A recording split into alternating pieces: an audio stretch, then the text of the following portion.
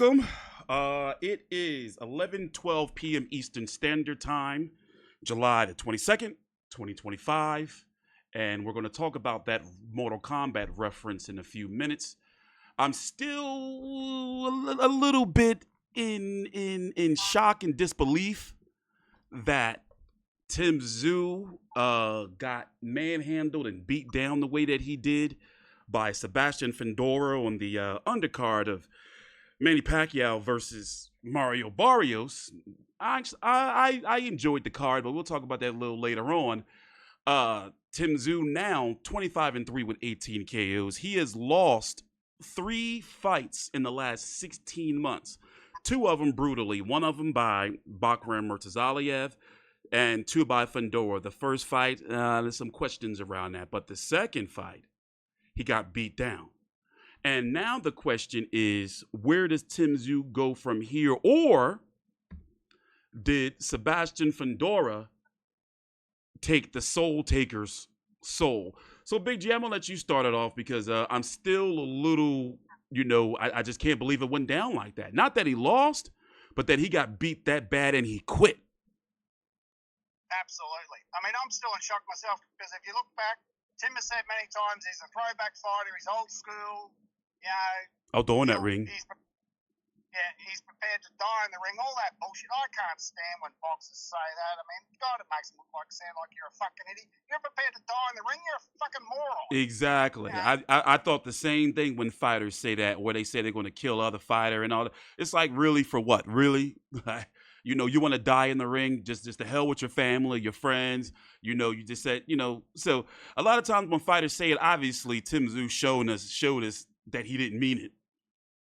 And that makes him look worse. That just shoots his credibility to shit.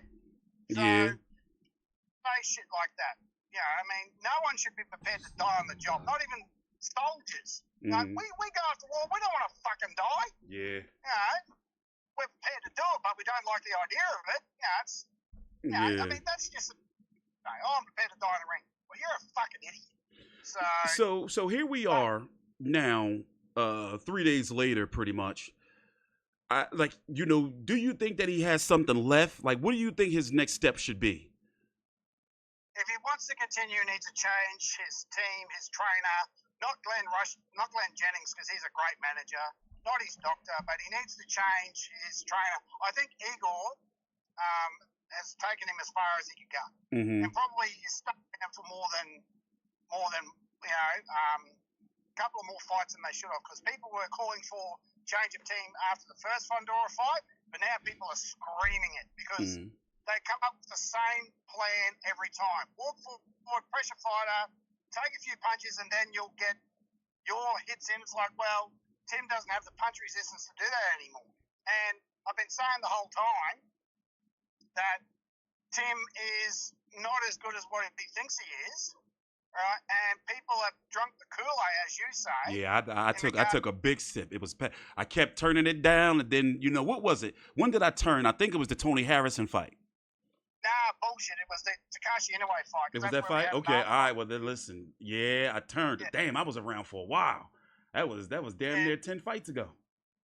Yeah, the Takashi Inoue fight was when you said it was more so the Harrison, but the Takashi Inoue fight was when you said you're impressed by him, he can go all the way. And I'm like, no, I wasn't convinced yet. And I really wasn't convinced until probably the first Fundora fight, because we both said he could have beaten Pacman Murtazaliev easily. We were both wrong on that. No, I never said that, because remember, I was always like, it's a question mark around him. Because we didn't see anything. We didn't know. I've seen Murtazaliev fight before, but when something like that's going on, where you have this fighter, you don't see no tape or anything, you got to be careful, because that's how a guy like Marcos Maidana came out all those years ago and beat the shit out of Amir Khan. You never know with some of those guys. So I was like, I'm not going to write him off yet. Well, I was certainly one that said Tim should take care of him pretty easily, and I was dead wrong. Murtazaliev murdered him. So, and again, I said in the last fight, I thought Tim would take care of Fundora 6-7 rounds. Dead wrong there. Fundora figured him out. Yeah. And Tim has had a very basic style where he comes up with the same game plan every time, and now everyone's figured him out. And the worst thing is he has no plan B, C, D, E. He's got no plan B. He just does the same thing every single fight. He just comes with the same game plan. Doesn't change halfway during the fight. Where Fundora, to his credit, especially in the first fight, changed his whole game plan to win the fight. And Fundora started walking him down, became a pressure fighter. Exactly. But he fought tall, as a pressure fighter. He fought tall, and now he's going to be extremely hard to beat because now he's figured out. I was going to say that. We should fight the entire time. That he's gotten better off of beating Tszyu's ass. Exactly. And is he a threat to the rest of the division? I'm not prepared to say that yet because just back up, just like Tim, besides Tszyu, Fundora hasn't really beaten anyone of stature. Maybe Erickson Lubin, but is he anything really to jump up and down about? No. Yeah. And by the way, the IBF have ordered Erickson Lubin and Murtazaliev to fight.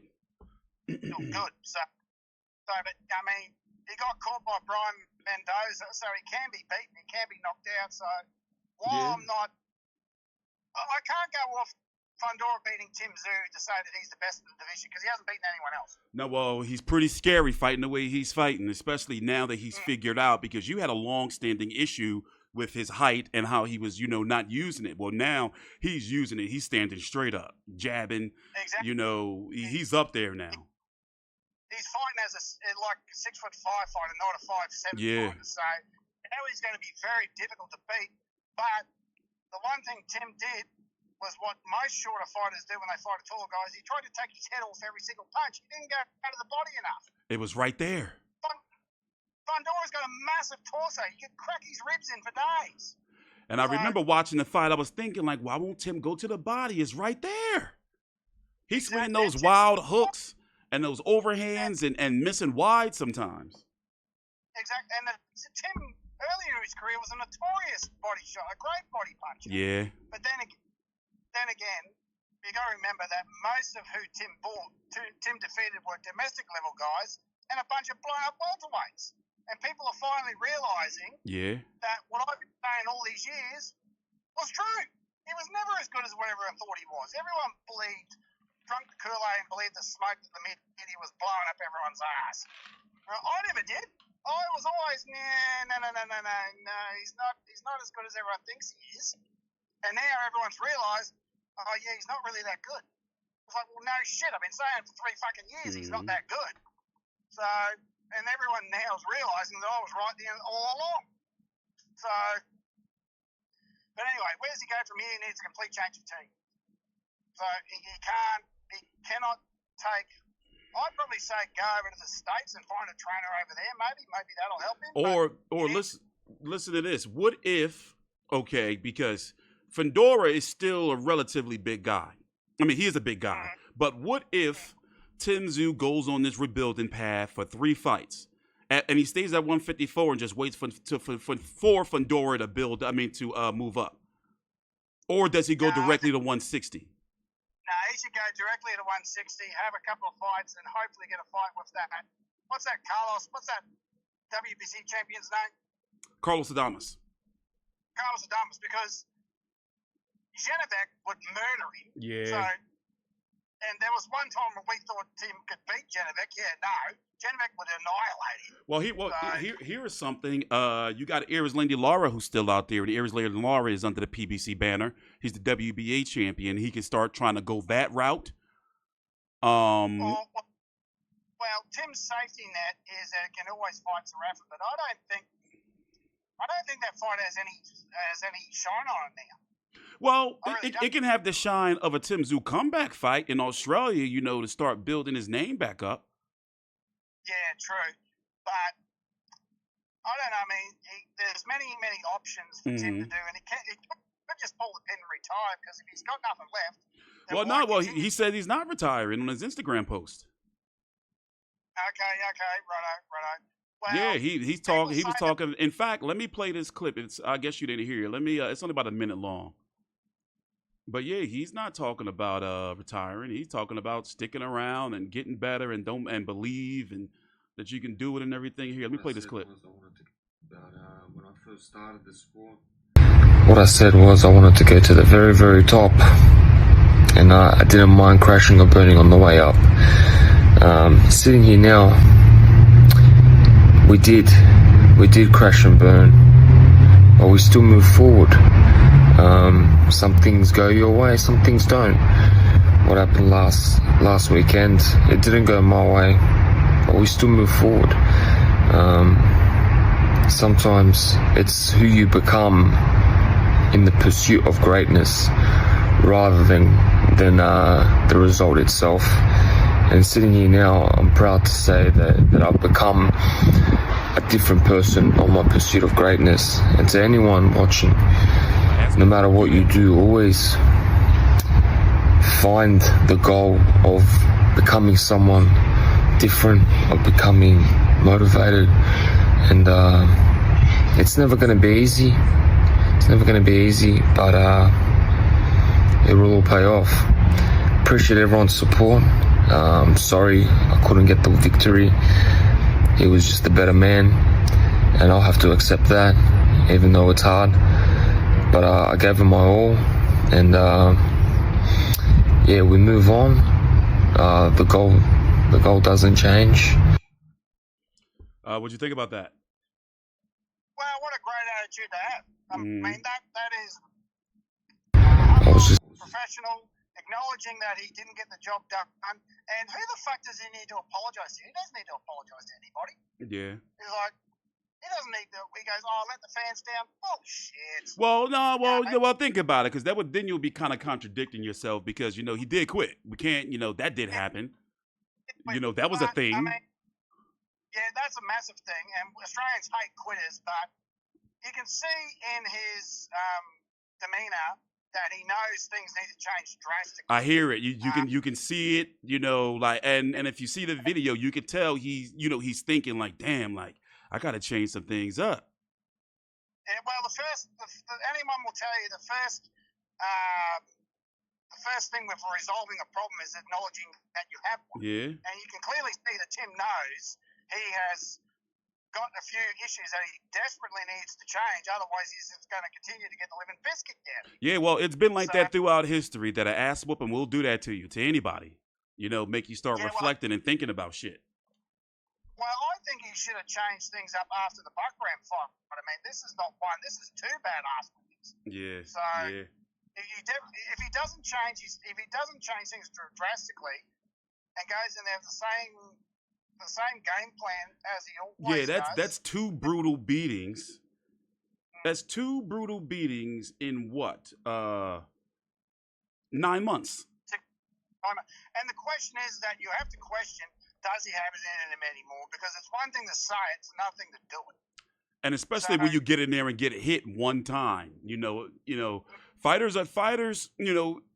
Unfortunately, Tszyu is on the wrong side of statistics, because fighters that get beat like that, the way he did, 2 big beatings in a 9-month span, fighters don't usually come back the same. So if he does, we'll see. But I'm expecting for him to fight more cautiously, which is the reason why he needs a new team when he does decide to return.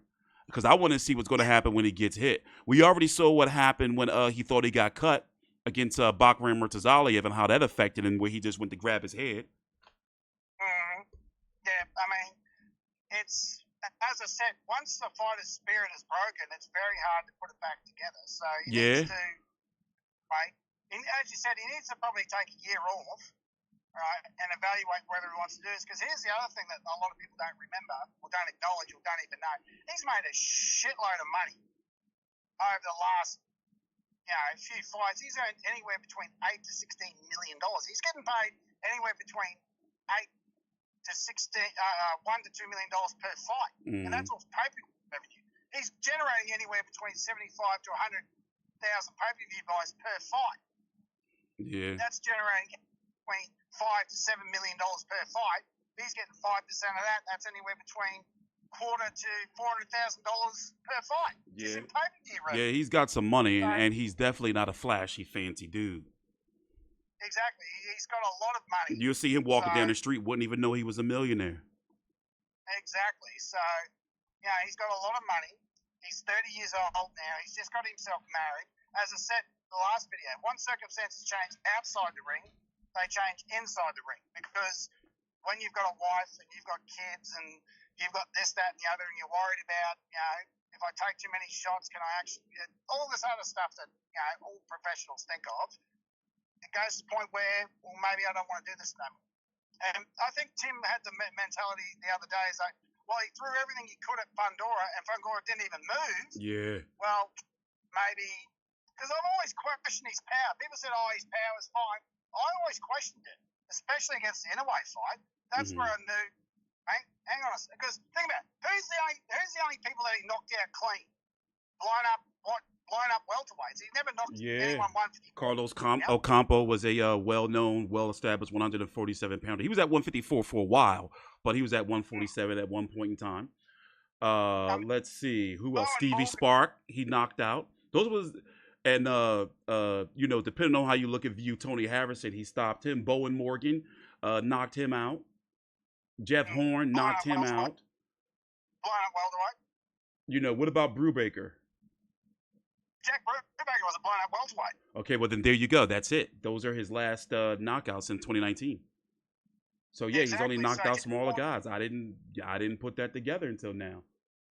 I've been telling you that for fucking years. How'd you not put that together? No, I'm talking about meaning I forgot. I didn't really, because that's something that I should have mentioned in a post-fight video. Even Joey Spencer is not a 154-pounder. Blown up welterweight. I mean, Naturally. as I said, when he goes up against actual 154s, Takashi Inoue didn't knock him out.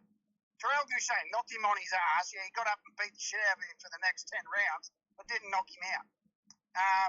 Dennis Hogan he did. So, but Dennis Hogan was past his prime. Harrison was, you know, that was his retirement fight. And then actually, Tony Harrison is fighting this weekend on the Clarissa Shields card, so he's back. Oh, okay, but he hasn't fought. How many years was that? That was 3 years ago. Yeah. Has he fought since the Tszyu fight, or is this his first fight back? I do not think he has. I'm gonna check right now. Check right now so we get our facts straight. Let's see. Nope. He hasn't fought since Tszyu. That was in March 12th of 2023. So he's he's on about a 27-month layoff, 28-month layoff, give or take. Okay, righto. And yeah, it's like, as I've been saying the entire time, you know, if you put a legitimate champion in front of Tim, which has happened twice, what happens? He gets the living daylights kicked out of him. Yeah. You remember, people say, oh, he was a world champion. He got elevated. He never got the belt. He was elevated. Yeah, and then remember, we were pissed because it wasn't supposed to be him in the first place. It was supposed to be Magomed Kurbanov.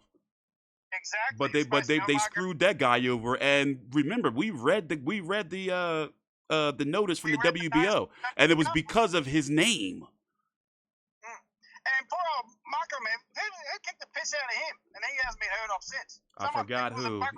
He just fought recently as well. But go ahead, continue. I'm gonna pull that up real quick. Because he got the piss kicked out of him by somebody around that time, and that sort of killed him off.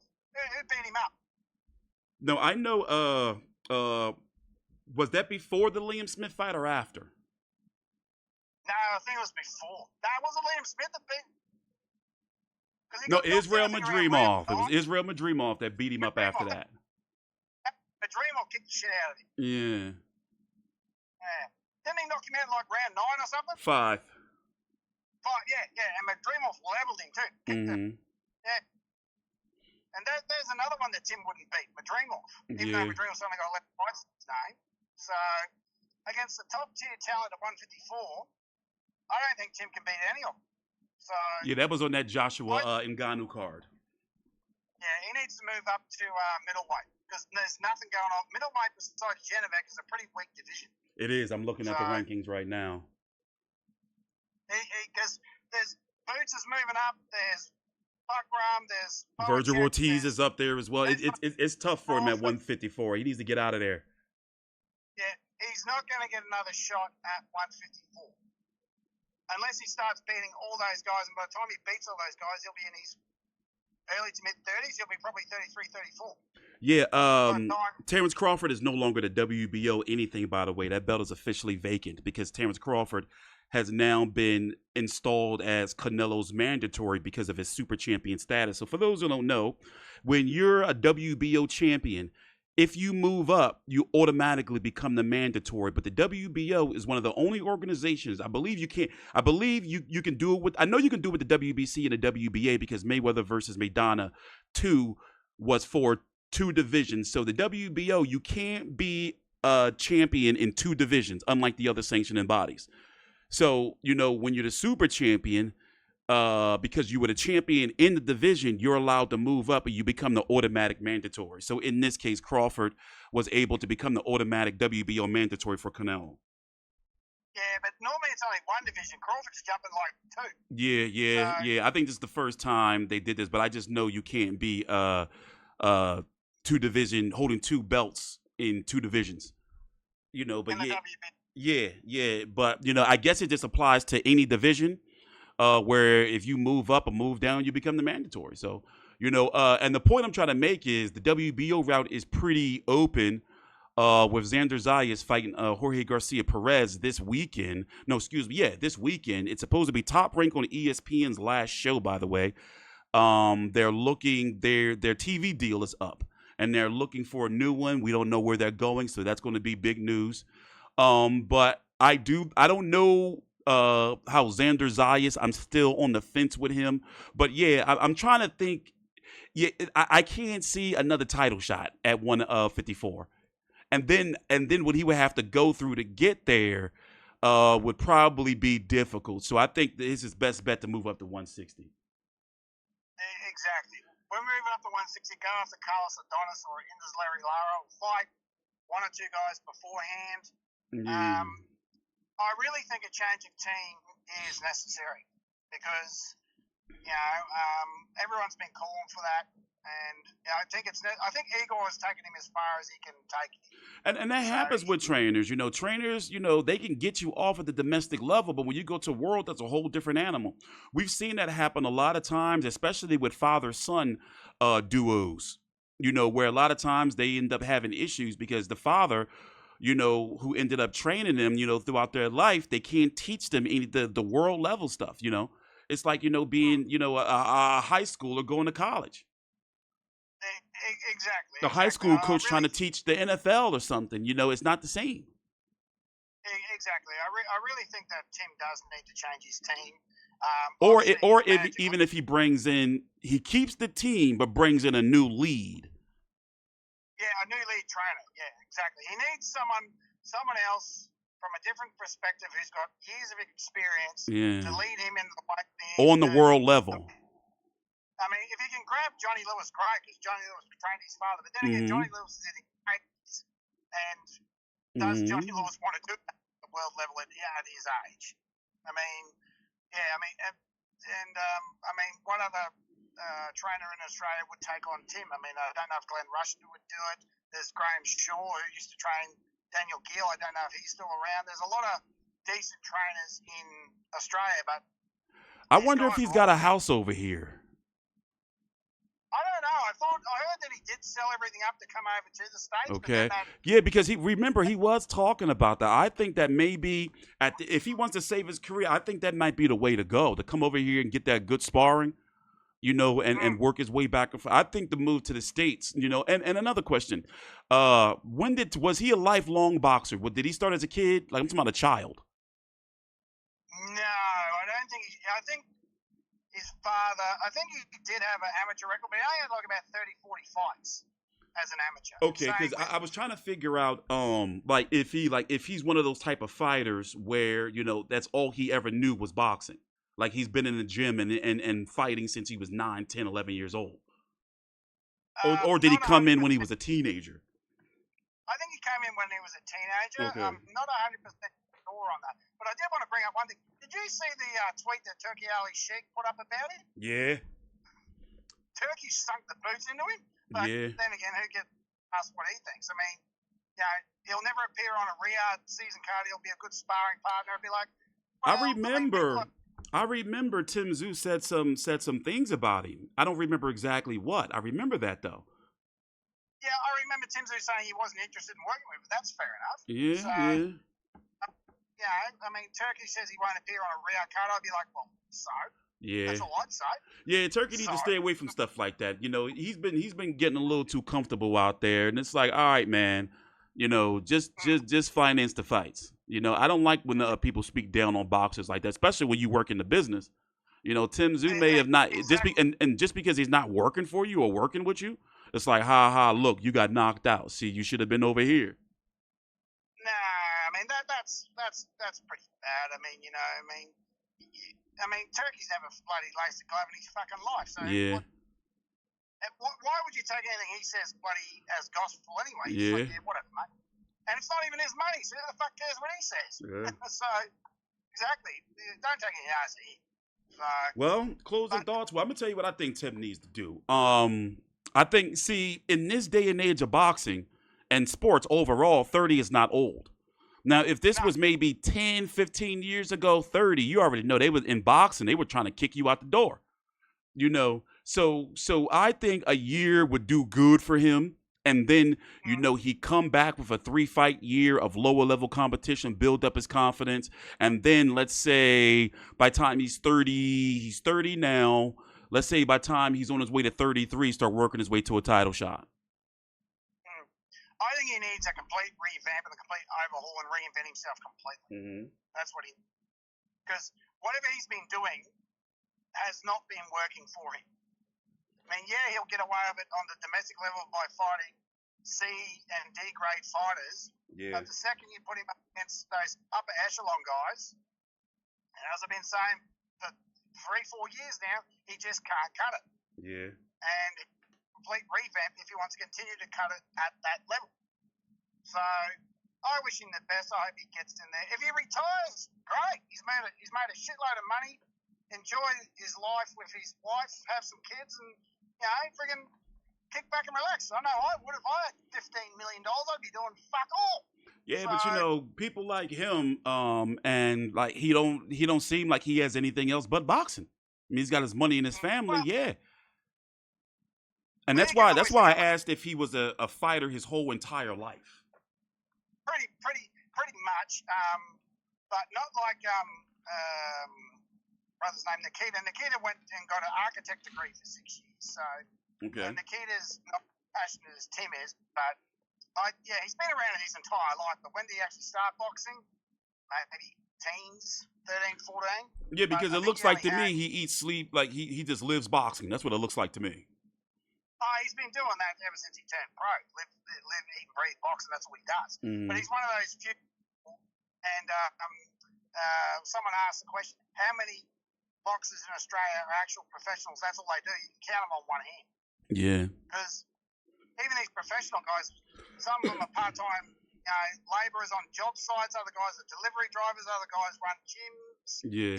Like you can one hand how many professional boxers in Australia. That's all they do. And Tim's one of them. So, because these boxers aren't making, the dollars. They're just not making the money. Okay, so now, where do you rank Tim among the heavyweight, not the heavyweight, among the Australian boxers now? And your closing thoughts. Oh, good question. I mean, obviously, Jai is number one. Oh, Jai's been number one since he beat Brutus. So, pound for pound. See, it's interesting because he's not the only one who's dropped off his perch. George has dropped, Liam's dropped. Yeah. The Maloneys are no longer in world contention. I mean, to be honest, you got Sam Goodman. Sam Goodman, yeah. Well, he's still completely unproven. Yeah. He hasn't had a world title shot yet. So you'd think I'd probably still put him around 4 or 5 pound for pound. Yeah, off the top of my head, that's about where I'm at with him. Because I'd have Jai at number 1, then you'd have to have George because of what he's achieved, and then you'd have Jason Maloney, Andrew Maloney, because they did win world titles. Jason did defend his successfully. Tim never did. So yeah, you'd put him around 4 or 5. Because as I said, with the males, you can count how many guys have won world titles in the last, since Jeff Horn on one hand. Yeah. Like Jai, Liam, Tim, Jason, that's it. Andrew, there's six. There's six guys. That's it. Oh, and before we get final question, what does this do to what does this do to No Limit Boxing, his promoter, and also Main Event, KO Sports, the broadcaster? This must be devastating. Yeah, because as I said, Tim's the golden goose, and the problem is that they don't have a B plan either. I mean, who's going to replace? If Tim retires tomorrow, No Limit's up shit creek. Yeah. Who are they going to get to replace him? So, because everything, as I've said many, many times, No Limit was built off the backs and the fists of Paul Gallen. Yeah. Right? And over the mantle from that, but they don't have anyone. And that's the one thing I question No Limit. They're not building anyone else up to take Tim's place. You have your number one guy, and you should have your secondary guy right there. And if all of a sudden he retires, you've got the next big star ready to go, and No Limit doesn't seem to be doing that. Yeah, and I think they pulled the pin too fast by putting Nikita behind a paywall. Oh, how do you build up his profile when people got to pay on pay-per-view to see him? You need to have as many eyes on him as possible. Exactly. So that's the one thing I question is like, well, where's your plan B? It's like Tim's team. Like, where's the plan B? They don't seem to have any because they've all believed that Tim's the greatest thing since sliced bread and he'll be world champion forever. Well, bullshit. Yeah. So, now they all realise that, okay, the goose is cooked. Now what do we do? I mean, I'm sure they'll come up with something, but... Well, yeah, they always do to slap anything on pay-per-view. Well, this country, as I said, two 40-year-old footballers. And by the way, thanks for everyone's support because that video between Gallen and Sonny Bill is our most successful video. It's like, 180,000 views? Yeah, I did not expect. I knew, I'll share, I thought around 20, 30,000, mostly because, I knew it wasn't going to be a lot of people. And then when I read the comments, people really wanted to know what was going on. I didn't know it was that much interest. Neither did I. But then again, a lot of people were having a crack at me and like I care about that. Yeah. But, I didn't know it was that much interest. So, yeah, there you go. So, it may seem like people don't care about Australian boxing, but they definitely do. Well, as I said, Australians love a novelty fight. Yeah.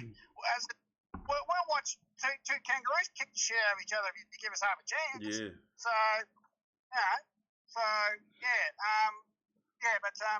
I wish Tim all the best. I hope he does take some time off to sort it out, but he needs drastic, he needs complete overhaul. He needs to completely reinvent himself if he wants to career.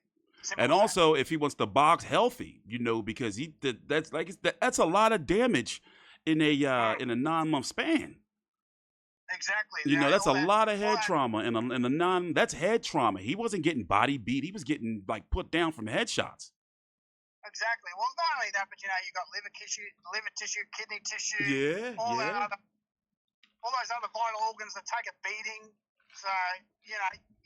I mean, once you've got head trauma, you don't recover from it. So, So, and that's the biggest reason for a change is his health. If you're going to continue fighting, you want to make sure you don't get killed in there by somebody you taking punches that you don't have to take, because at one point in time he's just leaning back. He got his hands up, leaning back, just eating jabs and straights from Fundora. He's not moving, no lateral movement, just leaning back. Yeah, I mean, I thought the ref was going to stop in that last 30 seconds of that round number 7 because... Yeah, it looked like it was over. I honestly thought that he got saved by the bell. I agree with that because Fundora was opening up a can right there in the corner. The shots were hard, and everything seemed like they connected. And everyone that's sinking the boots on Tim quitting, he quit. But I'll say this. Right, and people can come after me, and I dare you to come after me in the comments about this.